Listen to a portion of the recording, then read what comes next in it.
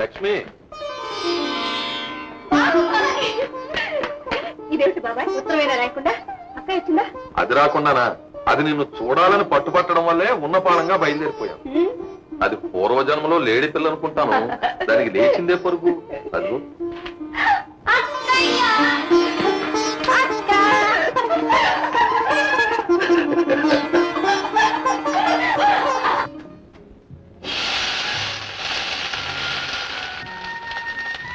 అక్క, నేను నీతో ఒక మంచి మాట చెప్పాలనుకుంటున్నాను. ఏమిటి, నువ్వు మంచి మాట చెప్పాలనుకుంటున్నావా? ఏంటక్క చెప్పు. కాదక్క, నువ్వే చెప్పు. ఇదిగో, నువ్వు పెద్దదానివి, ముందు నువ్వే చెప్పాలి. అదేంటి అలా సిగ్గుపడుతున్నావు?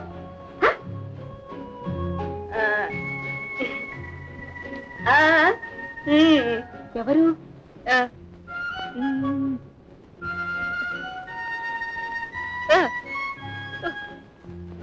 పోస్ట్ మ్యానా? బుచ్చిబాబు గారు. బుచ్చిబాబు గారు వెళ్ళా?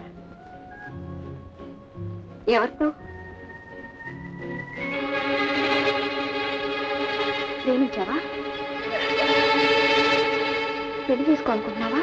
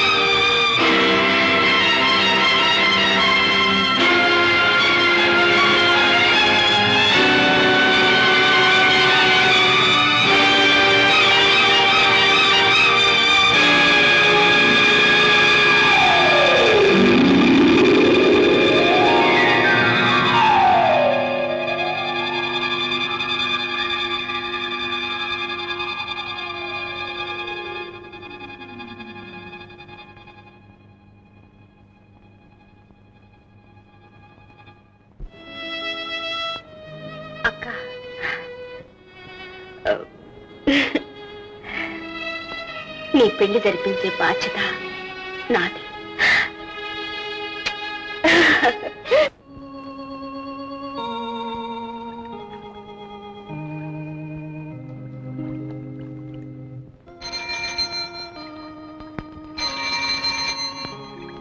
లక్ష్మి, లక్ష్మి, ఏంటిది ఎలా కూర్చున్నావు? ఏదో ఆలోచిస్తున్నాను. ఇక మీద జీవితం ఆలోచించడానికి కాదు, అనుభవించడానికి.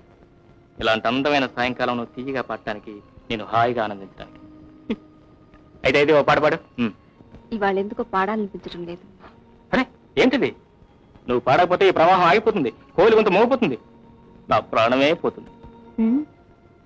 అంత గొప్పదా నా పాట? అవును లక్ష్మి, అది నా జీవితానికే ఒక వరం. మీరు నా పాటను అంతగా పొగుడుతుంటే నాకు అనుమానం వేస్తుంది. ఏమిటిది? అసలు మీరు నన్ను ప్రేమిస్తున్నారా, నా పాటను ప్రేమిస్తున్నారా? కమ్మగా పాడే తీయటి నేను. అసలు ఆ సందేహం నీకు ఎందుకు వచ్చింది? అబ్బే ఏం లేదు. నా పాటంటే ఇష్టపడే మీరు ఒకవేళ నేను పాడకపోతే నన్ను దూరం చేస్తారేమోనని. లక్ష్మి, అదేం మాటలు. లక్ష్మి, మనసు మనసు కలిశాక, మనిషి మనిషి దగ్గరయ్యాక, పాట మాట ఉన్నా లేకపోయినా ఎప్పుడూ కలిసే ఉంటాం. నేను చాలా అదృష్టవంతురాలండి. ఏమిటమ్మా నువ్వు అనేది? ఏమిటి నువ్వు చెప్పేది?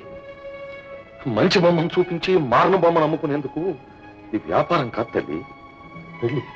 అందుకనే కదా బాబాయ్, 100 అబద్ధాలాడైనా సరే ఒక పెళ్లి చేయమన్నారు. అందులోనూ అక్క ఇలాంటి దురదృష్టవంతురాలి కోసం ఏ విధంగా సరే పెళ్లి చేయడం తప్ప బాబాయ్? అది కాదమ్మా, మనం చెప్పిన అబద్ధం చేసిన మోసం అతనికి తర్వాత తెలిస్తే దాన్ని ఏలుకుంటాడమ్మా. ఆయన అందరిలాంటి వారు కాదు బాబాయ్. కొడుకు పోయిన తండ్రిని బ్రతికించడం కోసం తాపత్రయపడ్డారు. కాలిపోయిన ఆడపిల్ల కాపురం చక్కదిద్దటానికి ఆరాటపడ్డారు. అంతటి మంచి మనసు గల ఆయన నోరు లేని అక్కని చేరదీసి ఆదరిస్తారనే నమ్మకం నాకుంది బాబాయ్. అంటే అతని మంచితనాన్ని అవకాశంగా తీసుకుని అన్యాయం చేద్దామంటావు? లేదు, ఆయన ఔన్నత్యాన్ని అండగా చూసుకుని అక్కయ్యకి పెళ్లి చేద్దాం. చూడు బాబాయ్, అక్కయ్యకి 3 ముళ్ళు పడ్డ మరుక్షణంలోనే నేను ఆయనతో ఈ నిజాన్ని చెప్పేస్తాను. క్షమించమని బ్రతిమాలుకుంటాను. అక్కయ్య నేర్చుకున్నట్టు నేను ఇప్పిస్తాను బాబాయ్. అది కాదు తల్లి. ఇంక నువ్వేం మాట్లాడకు బాబాయ్. వెంటనే మంచి ముహూర్తం చూసి ఈ పెళ్లికి ఏర్పాట్లు చేయించు. సరేనమ్మా.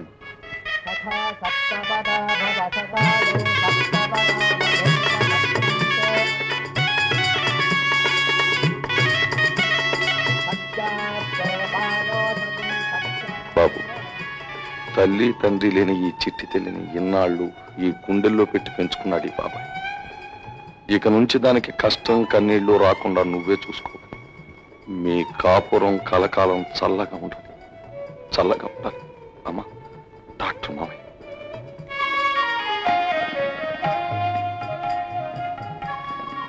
లేమ్మని, నాకు తెలుసమ్మా నువ్వు అదృష్టవంతురాలివని. దేవుడు లాంటి భర్త దొరికాడు.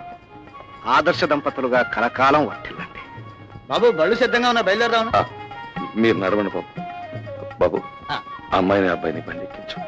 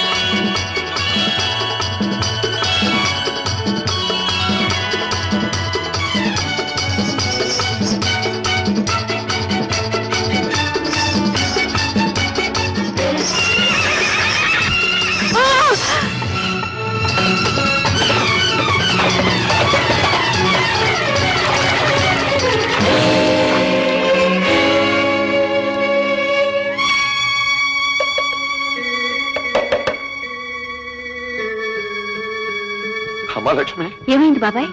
పెళ్లి కొడుకు పెళ్లి కూతురు ఉన్న బండి చెరువులో పడిపోయిందమ్మా. బాబు, లక్ష్మి ఎక్కడ ఉంది? ఎలా ఉంది? పక్కవాటిలోనే ఉంది బాబు. మరేం ప్రమాదం లేదు. నన్ను తీసుకెళ్ళండి. నేను వెంటనే లక్ష్మి చూడాలి.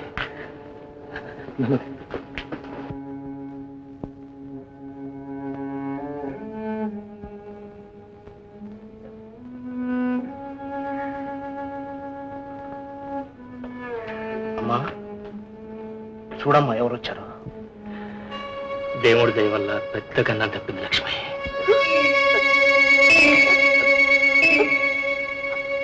ఏమిటి లక్ష్మి?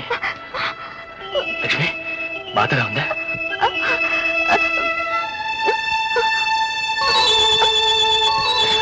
ఏమైంది డాక్టర్? లక్ష్మికి ఏమైంది డాక్టర్? చెప్తాను రా బాబు. ఐఎమ్ సారీ బాబు. దురదృష్టవశాత్తు యాక్సిడెంట్లో షాక్ వల్ల ఆమె మూగదైంది.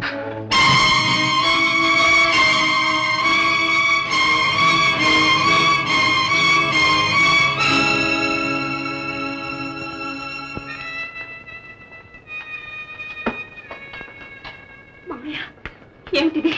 ఎందుకు ఆయనతో అలా చెప్పావు? ఆవేశపడకమ్మా. నేను అన్నీ ఆలోచించి అలా చెప్పాను. ఇప్పటికే ఒక అబద్ధం ఆడి అక్కయ్య పెళ్లి చేశావు. చేసిన దానికి క్షమాపణ చెప్పి నిజం తెలియజేయాలనుకున్నాను. కానీ కానీ మళ్ళీ మరో అబద్ధం. లక్ష్మి, నువ్వు ఒక అబద్ధం చెప్పి వాళ్ళిద్దరినీ కలిపావు. నేను మరొక అబద్ధం చెప్పి వాళ్ళిద్దరి కలయికను నిలిపాను. కానీ ఆయనతో ఈ నిజం చెప్పకపోవడం చాలా అన్యాయం మామయ్య. బాధ పెట్టే నిజం కంటే ఆనందపరిచే అబద్ధమే మంచిదమ్మా. చూడమ్మా, అతను మంచి మనిషి కావచ్చు. కానీ ఈ పరిస్థితిలో అతనికి నిజం తెలిస్తే తనని మోసం చేసి మూగదాన్నిచ్చి పెళ్లి చేశామని జీవితాంతం బాధపడచ్చు. కానీ ఇప్పుడు తను కోరి పెళ్లి చేసుకున్న లక్ష్మీ మూగదైందని భరిస్తాడు, మనసారా స్వీకరిస్తాడు. ఎప్పుడైనా ఈ నిజం ఆయనకు తెలిస్తే? ఎప్పుడో తెలుస్తుందన్న అనుమానంతో ఇప్పుడు చెప్పడం అనవసరం.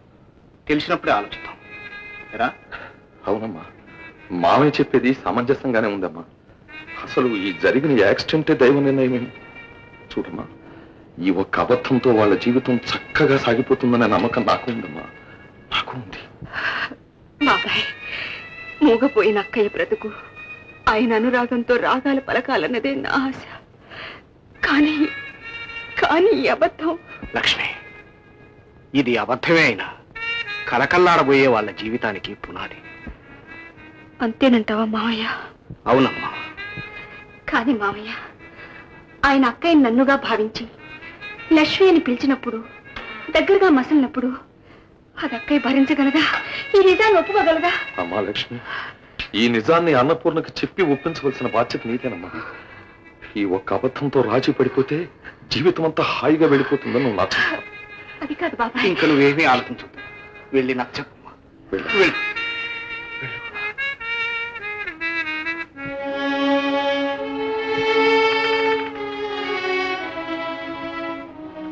అక్కయ్య,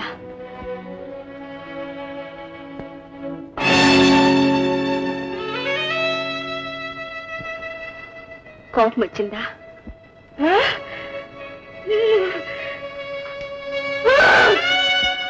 మంగళసూత్రం ప్రతి ఆడది జీవితంలో కోరుకునే అపరూపమైన వరం. అక్క,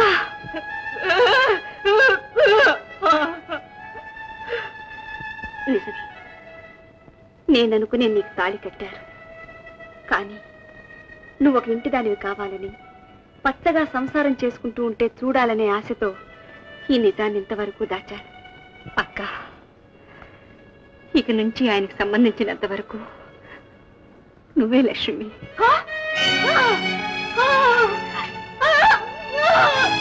అక్క, నా మాట విను. చిన్నప్పుడే నీకు నా వల్ల తీరని అన్యాయం జరిగింది. ఈరోజు నువ్వు మనసా వాచా కోరుకుంటున్న ఆనందాన్ని ఇవ్వగలుగుతున్నాను. నిజంగా నేను అదృష్టవంతురాలు లెక్క. అక్క, తీసేస్తావా? తీసేసి ఏం చేస్తావు?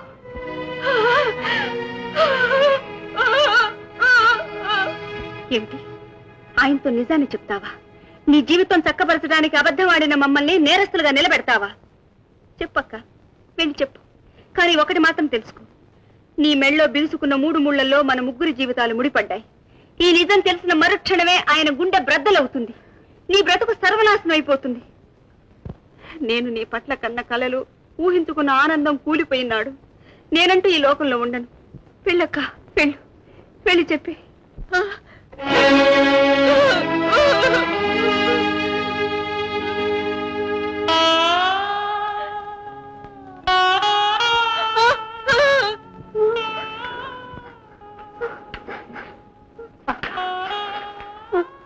నా మాట విని పరిస్థితులతో రాజీ పట్టాను ప్రయత్నించు.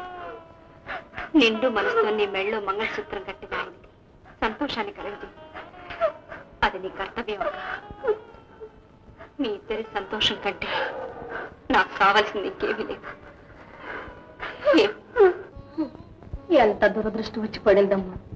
నిక్షేపం లాంటి గొంతు నొక్కేసి పోగజేసి పారేశాడు పాపిష్ట దేవుడు.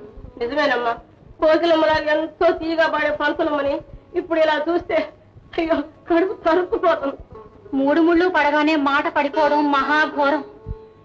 ఏ అచ్చట ముచ్చట తీరకుండానే ఎంత అన్యాయం జరిగిపోయింది. ఎంత పని జరిగిపోనది బాబు.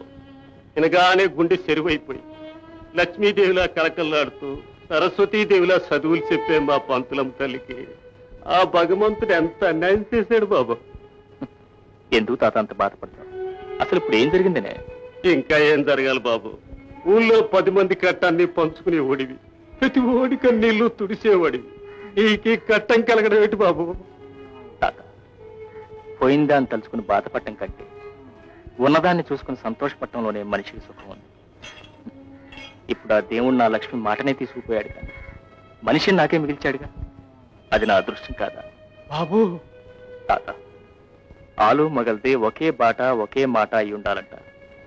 మా బాట ఎప్పుడో ఒకటైపోయింది. ఇప్పుడు మా మాట కూడా ఒకటే అయ్యి ఇక మా బ్రతుకు ఒక పాటలా సాగిపోతుంది. తాత, అసలు జరిగిందానికి నేనేం బాధపడలేదే బాబు. వయస్సులో మాకంటే చిన్నోడివైనా మనసులో చాలా పెరిగిపోయావు బాబు. ఓదార్చడానికి వచ్చిన మా బోటోల్ని ఓదార్చేవాడివి, కడుపులో అగ్గిలాంటి బాధను పెట్టుకుని కూడా అమృతాన్ని పంచేవాడివి. నిన్ను నేను ఓదార్చనేటి బాబు. ఆ భగవంతుడే నిన్ను చల్లగా చూడాలి. వస్తాను బాబు.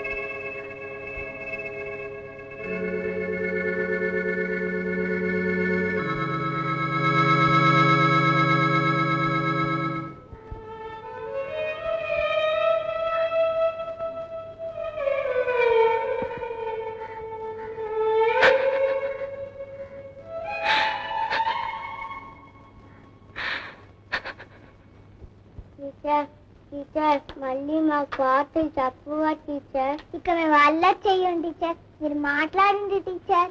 ఆ కొత్త టీచరు మంచిది కాదు. మీలాగా ఆటలో పాటలు ఏమీ చెప్పదు. ఎప్పుడు అరుస్తూ కొడుతూ ఉంటుంది. టీచర్ మీరు రండి టీచర్. మాట్లాడకపోయినా మా ముందుంటే మేము బాగా చదువుకుంటాం. రండి టీచర్. టీచర్ ఏడవకండి టీచర్.